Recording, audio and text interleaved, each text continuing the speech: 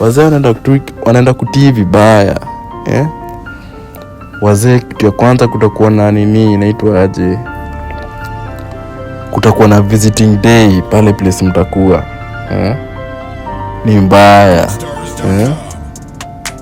Ile style ni walikuwa wanakuja na gazeti na maji, hivyo ndo nataka wao pia pelekewe hiyo kitu, maziwa ama maji na gazeti ya leo.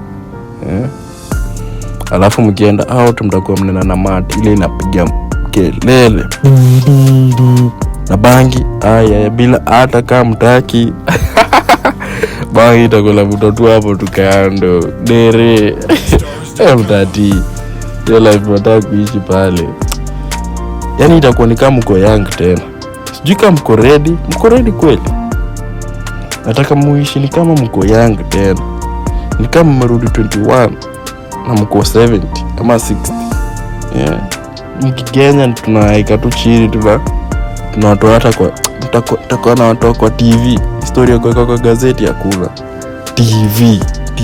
Kwanza ukiwa mtu energetic, tunakuwa kwa TV.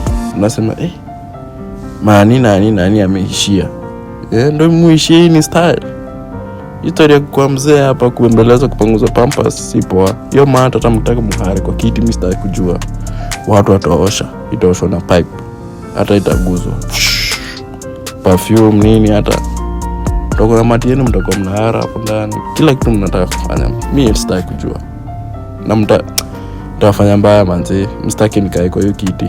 Mimi msiwahi niweka kwa hiyo kiti, mtashangaa. I swear. Mtashangaa jo.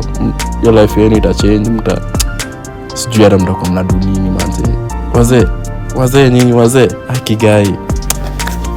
Ndo mkienda mkiwa ancestors mnaenda mnaambia wala wase mnaambia manze ule boy nimeishi maisha yangu vizuri nikiwa after na sikuwa yaamini kitu kama itafanyika. Hata kama memory yako itakuwa short aje, kuna vitu zingine lazima utakumbuka. Utazungushwa paka lazima ukumbuke hizo vitu mzee.